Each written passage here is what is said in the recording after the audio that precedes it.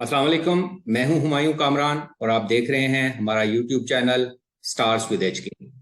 इस चैनल का मकसद आपकी मुलाकात डिफरेंट फील्ड से ताल्लुक़ रखने वाले प्रोफेशनल से करवाना है।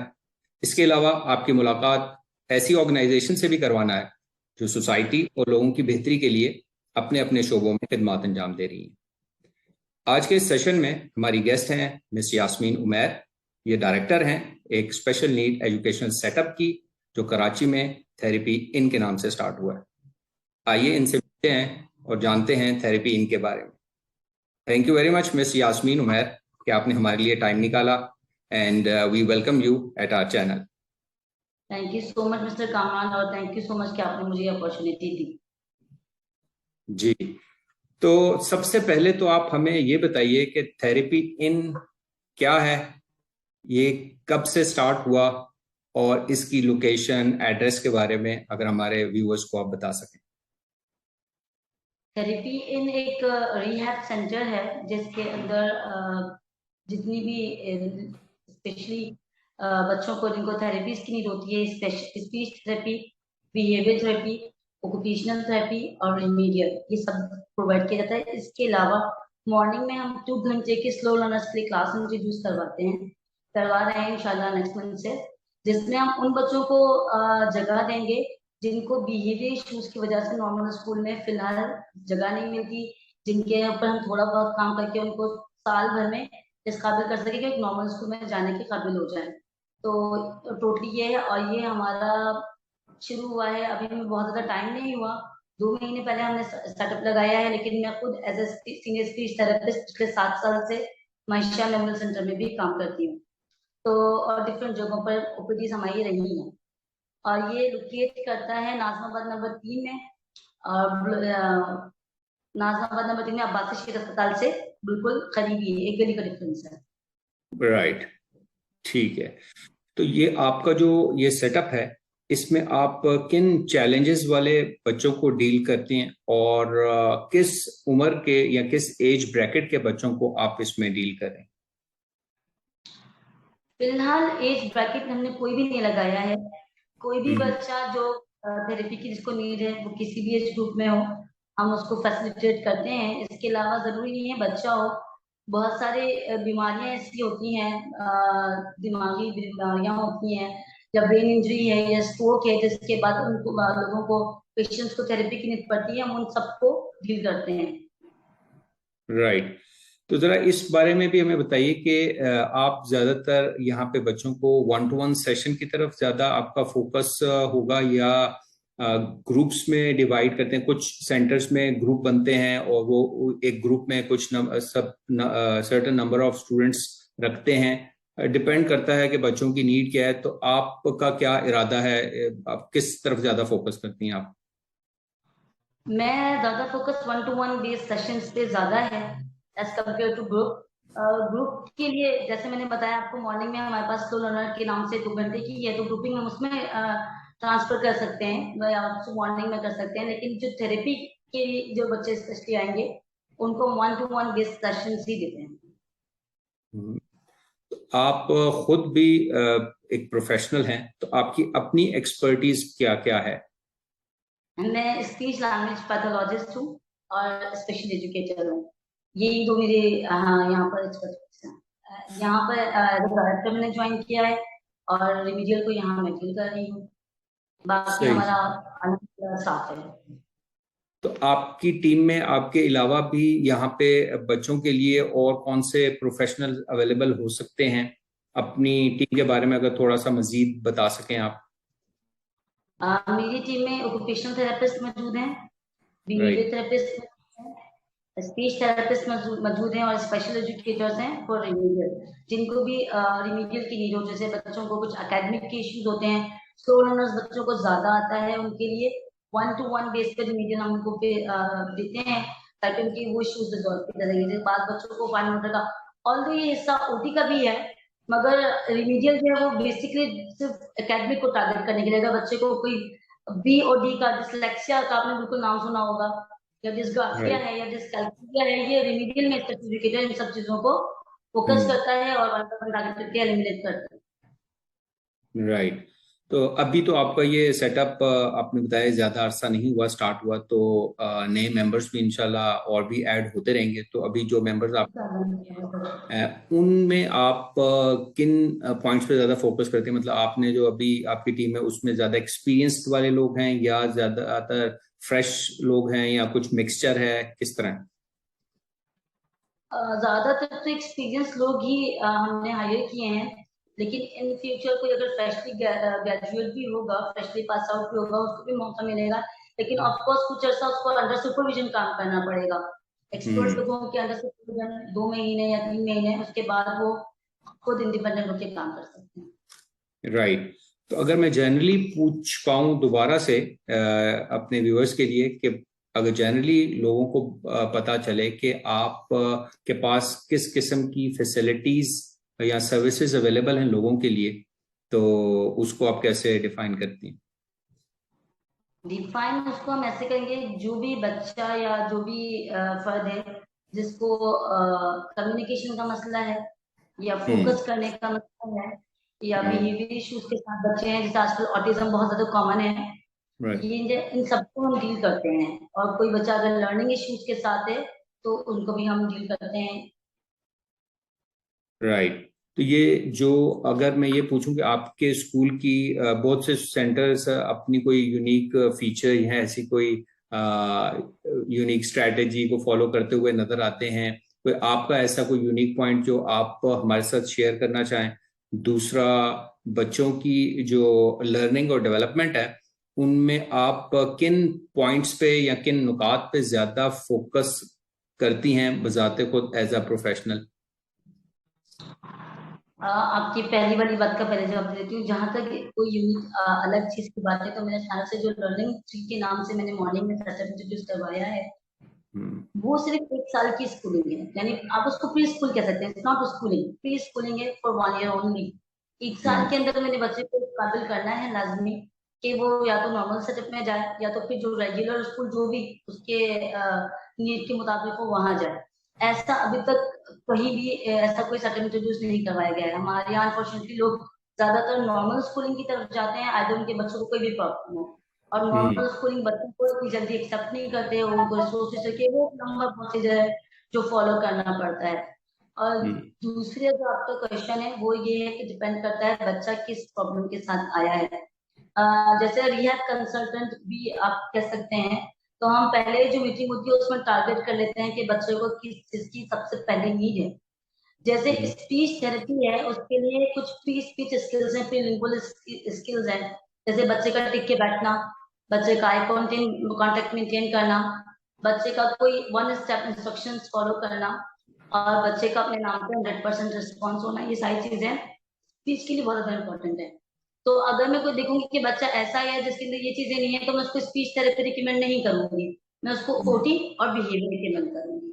अगर कोई बच्चा आता है जिसको बिहेवियर का कोई इश्यू नहीं है, लेकिन उसकी जबान दानी का उसको मसला है, उसको बोलने में मसाइल आते हैं, या उसको तोतलाहट और हकलाहट का वो बच्चा शिकार है, तो अभी डिपेंड करता है, वेरी करता है, पेशेंट टू पेशेंट वेरी करता है कि हमने क्या चीज टारगेट करनी है। राइट। बिल्कुल ठीक। अम, जो आपका अभी सेटअप तो ज़्यादा अरसा नहीं हुआ शुरू, लेकिन आप क्या स्टाफ की रेगुलर ट्रेनिंग और एजुकेशनल अपडेट पे बिलीफ रखती हैं? क्योंकि नई नई जो रिसर्चेज हैं और प्रैक्टिसेस हैं वो आती रहती हैं, तो उसके लिए ज़रूरी है ये। बिल्कुल, आप बिल्कुल दुरुस्त बात कर रहे हैं, I am 100% agree. That's why मैंने सिर्फ अभी फिलहाल, क्योंकि न्यू सेटअप है, तो एक्सपीरियंस लोगों को ही हायर किया है, जो कि सही। कनेक्टेड हैं कि किसी इदारे के साथ। जैसे एक सिम नाम का, शायद आपने सुना हो, तरह बिल्कुल हमें वो हम्म। वर्कशॉप्स करवाते हैं, जॉगिंग वाले वर्कशॉप्स कराते हैं, राइट। हमें बिल्कुल इन टच रहते हैं। और कोई अगर हम ऐसा बंदा हायर करें, ऐसा हमारा टीम मेंबर हो जो कि फ्रेशली पास आउट है, उसको एक्सपीरियंस नहीं है, तो बिल्कुल हम उसकी ट्रेनिंग सेक्शंस का बिल्कुल ख्याल रखेंगे। और हम्म। फर्दर उसको खुद भी गाइड करेंगे। खुद भी हमारा इरादा है अपने सेंटर में थोड़ा टाइम निकल जाए तो यहाँ पेरेंट्स अवेयरनेस के लिए हमें प्रोग्राम्स करने हैं, डिफरेंट किस्म की चैन चलानी है, जिसमें हम डिफरेंट हाँ। टॉपिक्स 1 by 1 इंशाल्लाह उनको टारगेट करेंगे और उनको उनके ऊपर अवेयरनेस देंगे लोगों को, हाँ, स्पेशली ये पेरेंट्स। यही मेरा नेक्स्ट क्वेश्चन था कि जो अपना स्टाफ है उनकी ट्रेनिंग पे तो आपका बिलीफ है, तो जो पेरेंट्स की ट्रेनिंग भी जरूरी है किसी हद तक, ताकि वो बच्चों की डेवलपमेंट में अपना किरदार बेहतर तरीके से अदा कर सकें, तो ये भी जरूरी चीज है।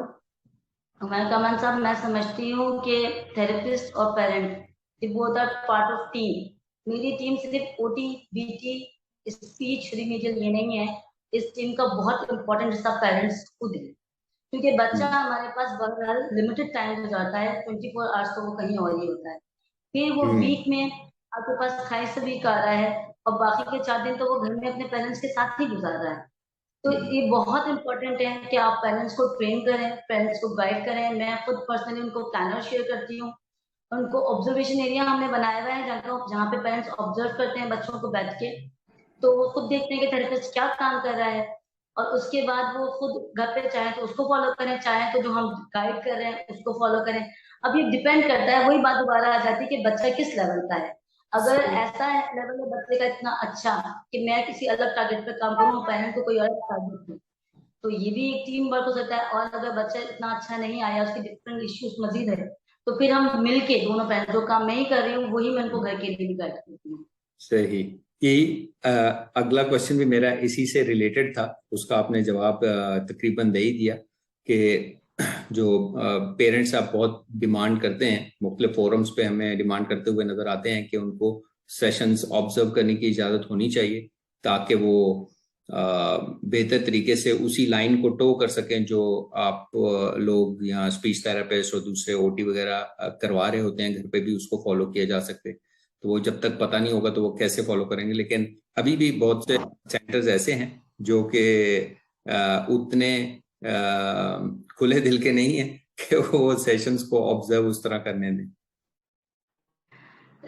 लेकिन काफी सारे लोग दे भी रहे हैं, मैं किसी को मेंशन तो नहीं कर सकती, लेकिन मैं कम से कम मेरा जाती ख्याल ये है कि जैसे गाड़ी के 4 पहिए हैं, एक भी पहिया अगर आपका पंचर हो जाए, भले आपके पास करोला है या आपके पास डबल कैबिन कार है या आपके पास मैलान है, गाड़ी आपकी, यू कैन नॉट मूव अगर आपका एक भी पहिया, एक भी टायर पंचर हो जाए। तो ये पूरी टीम है, जैसे वो टीम वर्क है, पेरेंट्स भी रिहैब का एक बहुत इंपॉर्टेंट पार्ट है।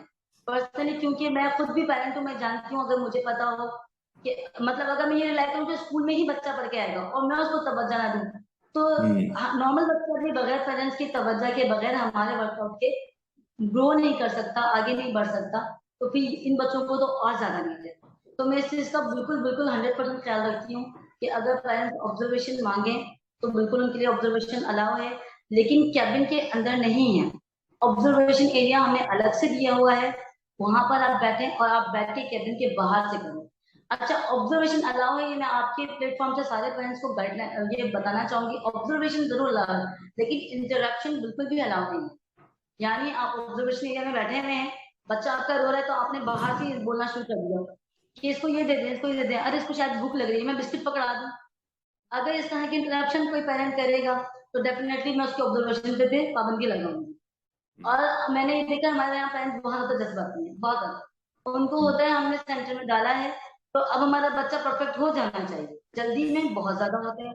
2 सेशन ले लिए तो उनको होता है हमारा बच्चा टिक के क्यों नहीं बैठ रहा, हमारा बच्चा बोलना अभी तक कुछ नहीं शुरू किया। मतलब ये चीज एज अ थेरेपिस्ट मैंने ये चीज बहुत ज्यादा फेस की, और स्टिल अभी भी इस चीज की अवेयरनेस लोगों को नहीं है कि improvement will take time, good things will take time. वो जब तक आप उसको टाइम नहीं देंगे, और थेरेपिस्ट भी इतना ज्यादा बौखला जाता है पेरेंट्स की क्वेश्चनिंग पे बार बार कि अगर वो 100% कॉन्फिडेंस ना हो तो वो कुछ उल्टा ऊटपटांग जवाब दे देता है आगे से। ये सही चीज सही। बहुत हम है। तो पेरेंट्स को मैं आपकी प्लेटफॉर्म से ये जरूर मैसेज देना चाहूंगी कि अगर आपने कहीं भी कंसर्न किया है तो सबसे पहली चीज है ट्रस्ट। काइंडली थेरेपिस्ट के ऊपर ट्रस्ट करें। आजकल सबसे ज्यादा लोगों को कंप्लेंट्स हैं थेरेपिस्ट से। मैंने देखा है बहुत ज्यादा भी थेरेपिस्ट मेहनती होते हैं तो पेरेंट्स मुश्किल से कोई आपको अप्रिशिएट करेगा। आपको बच्चे के इंप्रूवमेंट को ज्यादा मदद अपने सर पे ले जाती है कि मैंने आपने बताया था ना, मैंने ऐसे काम किया, घर में इसने बोलना स्टार्ट किया, घर में इसने बैठा। थेरेपिस्ट को अप्रिशिएट करना बहुत ज्यादा इंपॉर्टेंट है, क्योंकि ये बहुत मुश्किल काम है। इट्स नॉट अ मेडिसिन कि आप जनरल डॉक्टर के पास गए, उसने आपको प्रिस्क्रिप्शन लिख के दिया, आपने मेडिसिन दी, बच्चा ठीक हो गया। ये चीज नहीं है। अगर ये ऐसे हो तो आप थेरेपिस्ट के लिए क्यों आए, फिर तो आप जनरल डॉक्टर के पास ही जाए। जनरल डॉक्टर या न्यूरोलॉजिस्ट या न्यूरो फिजिशियन कोई भी आपको थेरेपी सेंटर क्यों भेज रहा है? अगर राइट। आप इस दो मेडिकल फील्ड करते हैं, दोनों मेडिकल, आप अगर डिफरेंस नहीं समझेंगे, अगर OT therapist, BT therapy, speech therapy का डिफरेंस नहीं समझेंगे, बीच की लाइन नहीं समझेंगे, you will never ever satisfied, आप कभी भी सेटिस्फाइड नहीं होंगे। तो ये बहुत ज्यादा इंपॉर्टेंट है कि पेरेंट्स जब भी कहीं कंसर्न करें, तो अव्वल तो आपको एज अ पेरेंट पता होता है कि बच्चा कहाँ खड़ा है। सबसे ज्यादा मैं जानती हूँ कि मेरे बच्चे में क्या मसला है, ऑल्दो मैं उसको एक्सेप्ट करूँ या ना करूँ, लेकिन अंदर से मैं जानती हूँ कि मेरे बच्चे में क्या कमी है। तो अगर बीइंग अ पेरेंट, सबसे पहले तो आप इस चीज को एक्सेप्ट करें जाने से पहले कि डॉक्टर या थेरेपिस्ट मुझे ये बताएगा, ये बताएगा, तो मैंने हम्बल होकर सुनना है। मैंने गुस्सा नहीं करना कि नहीं मेरा बच्चा ऐसा नहीं है, डिनाइल फेस में नहीं जाना। अगर कुछ बोल रही हो मुझे उसके साथ मैं अग्री नहीं भी करती, तो ठीक है, मैं उसको एक हम्बल तरीके से बताऊं कि मैं आपकी बात से अग्री नहीं करती, मेरे बच्चे में ये मसला नहीं है।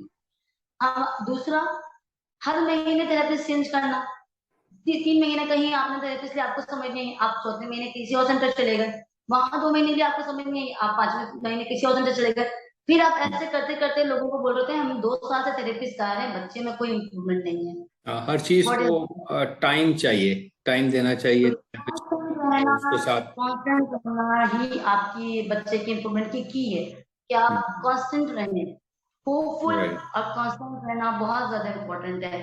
तो अगर कोई पेरेंट्स कांस्टेंट रहेगा तो ही हम उसकी भी ट्रेनिंग कर पाएंगे। कोई हमें आगे से ही बोलता रहे कि मैं सेटिस्फाइड नहीं हूँ, तो जो मदर ही सही। सेटिस्फाइड नहीं है उसको हम क्या ट्रेनिंग देंगे?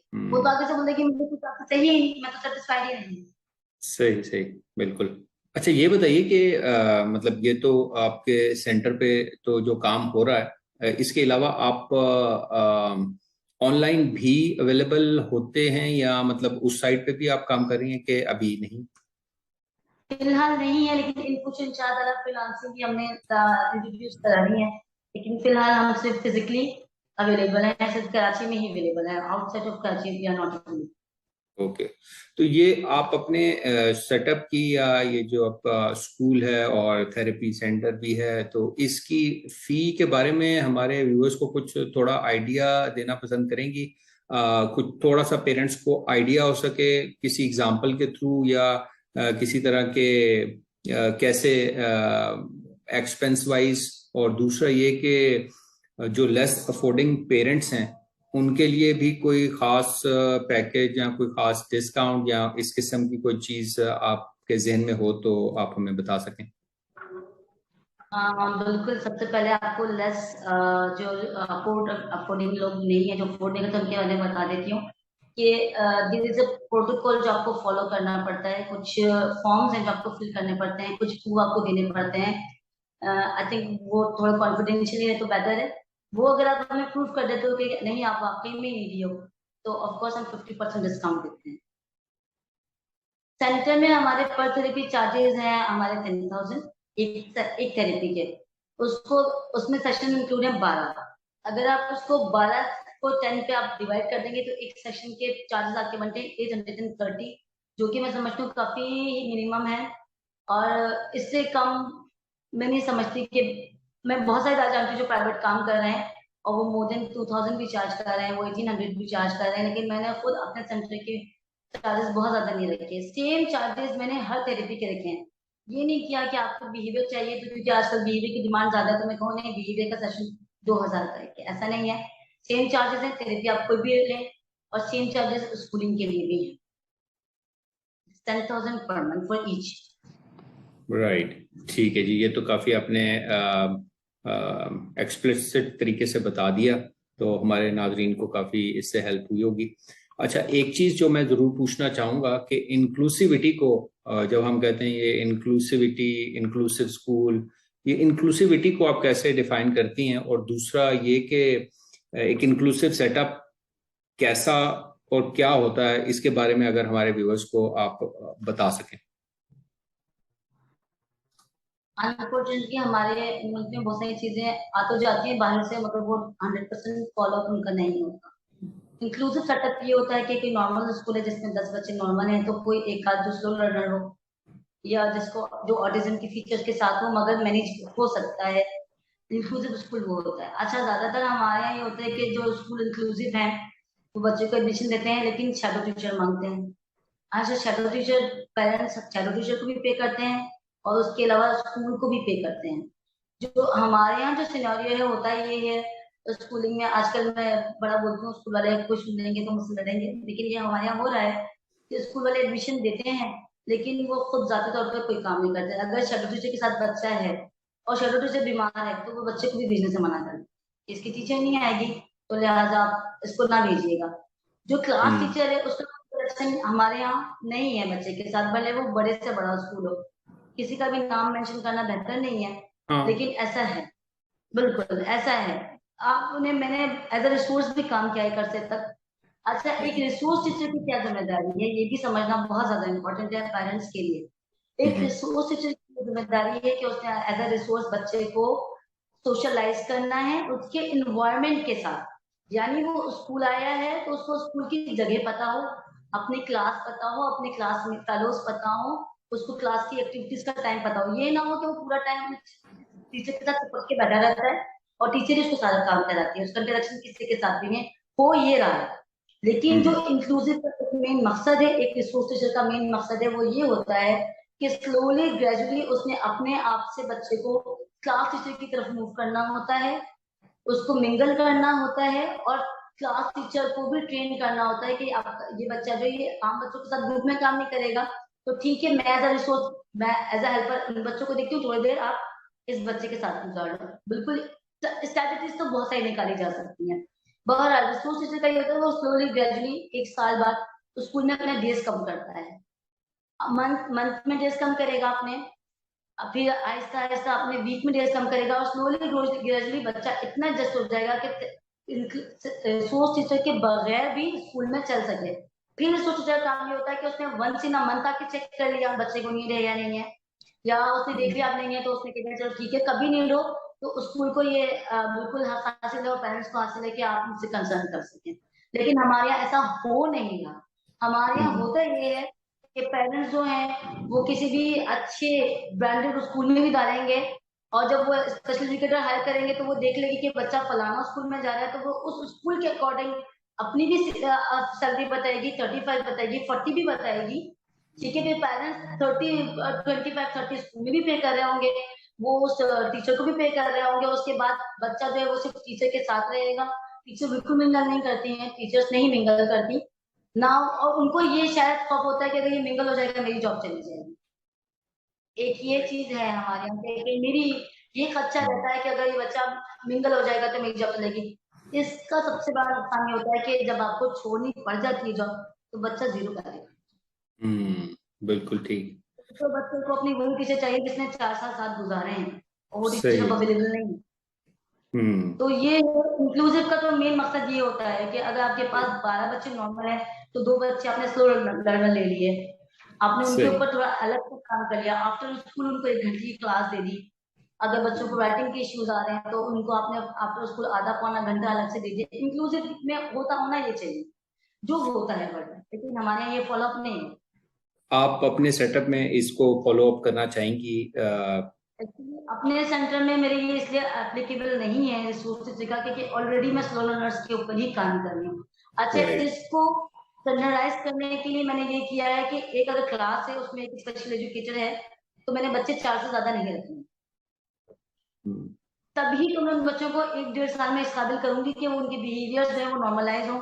उस 1 साल में कोई वो अफलातून नहीं बन जाएंगे, बिल्कुल जाके फटाफट पढ़ना नहीं शुरू कर देंगे, लेकिन बहरहाल उनका स्कूल टाइमिंग का कॉन्सेप्ट क्लियर होगा, उनके अंदर सिटिंग टॉलरेंस आएगा, उनके अंदर लंच टाइम का कॉन्सेप्ट क्लियर होगा, उनके अंदर मिंगल होना, सोशल होना, शेयरिंग, जो कि बहुत इंपॉर्टेंट बिहेवियर्स हैं हमारे, वो सब उनके रिजॉल्व हो जाएंगे। तो किसी अगर स्कूल में वो जाते हैं तो स्कूल वाले कम से कम ये नहीं कहेंगे कि बच्चा आपका बैठता नहीं है, बच्चा आपका सुनता नहीं है, बच्चा आपका मारता है, या फिर इसकी चीज कोई बच्चा ले ले तो ये हाइपर हो जाता है, जो कॉमनली पेरेंट्स एडमिशन कराते हैं बड़ी मेहनत से मदद के बाद और 1-1.5 महीने बाद 6 महीने बाद स्कूल वाले इन कंप्लेंट से निकाल देते हैं बच्चे को।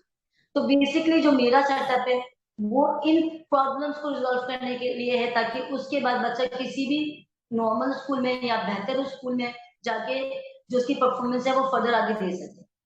अच्छा, दूसरी चीज ये है इसका एक क्राइटेरिया है, ऐसा नहीं है कि बच्चा किसी भी लेवल का है मैं उसको कहूँ नहीं आपको 1 साल में मैं नॉर्मल स्कूल के काबिल कर दूंगी, ऐसा नहीं है। इसका एक क्राइटेरिया है, एक एग्जामिनेशन है बच्चे का जो कि टीम करती है, ठीक है, फिर टीम पेरेंट को बताएगी कि भाई आपका बच्चे का ये मसला है, और हम समझते हैं कि इतने टाइम में ये स्कूल जाने के काबिल हो सकता है। लेकिन मैं अभी भी कह रही हूँ, कमिटमेंट हम एकेडमी की कोई नहीं करेंगे। और तो सही। उस पर काम करेंगे, तो बच्चे को बुला लेंगे, बैठा देंगे, एकेडमी पे तो काम होगा, लेकिन ये कमिटमेंट हमें नहीं मिलेगी। सही, बिल्कुल ठीक है। और हमारे पास टाइम खत्म होता जा रहा है, तो आप लास्ट में हमारे व्यूअर्स को कोई मशवरा देना चाहेंगी या कोई एडवाइस देना चाहेंगी कि जब वो सेंटर या कोई भी स्कूल सेलेक्ट करते हैं या सेलेक्ट करना चाहते हैं, तो किस बात का उनको ज्यादा ख्याल रखना चाहिए स्कूल के लिए, स्कूल को सिलेक्ट करते वक्त या डिसाइड करते वक्त? तो स्कूल को सिलेक्ट करते हुए सबसे पहली चीज जो है वो आप अपने बच्चे का स्टैंडर्ड, अपने बच्चे की नीड देखें। बच्चा अगर नॉर्मल स्कूल में जाने के काबिल है, माशाल्लाह अल्हम्दुलिल्लाह, जरूर भेजें। अगर विद रिसोर्स हेल्प जा सकता है जरूर भेजें। लेकिन अगर आपका बच्चा आपको लगता है काबिल है, लेकिन दूसरे कहते हैं कि नहीं वो आप हमारे स्कूल में स्टे नहीं कर सकता, तो आप, अगर आपका बच्चा 4 साल का है, तो आप अपने बनाए हुए पैरामीटर को उसको चेक नहीं करें, आप उसको एक नॉर्मल 4 साल के बच्चे के साथ कंपेयर करेंगे। हमेशा ये बात याद रखिए कि अगर आप समझते हैं आपका बच्चा नॉर्मल है, तो उसके सारे बिहेवियर, सारे एरियाज उसी की एज के बच्चे से मैच करने चाहिए। ऐसा ना हो कि आप कहें कि भाई ये बातें तो बहुत ज्यादा करता है, अपनी एज से ज्यादा करता है, लेकिन इसकी अंडरस्टैंडिंग इतनी ज्यादा नहीं है। ये चीजें नहीं। आप जितने ज्यादा रियलिस्टिक होंगे, उतना बेहतर आपका बच्चा ग्रो करेगा, उतना बेहतर आपके बच्चे के ऊपर काम करने में दूसरों को आसानी होगी, दूसरे आपको बेवकूफ नहीं बना सकेंगे। एक बहुत इंपॉर्टेंट चीज है, कोई भी स्कूल सेलेक्ट करने से पहले मैं पर्सनली समझती हूँ, पेरेंट्स को एक दफा क्लिनिकल साइकोलॉजिस्ट से जरूर रजू करना चाहिए। बच्चे का आईक्यू लाजमी करवाना चाहिए, ताकि आपको बच्चे की मेंटल एज पता चले कि वो अपनी क्लिनिकल एज से कितना पीछे खड़ा है।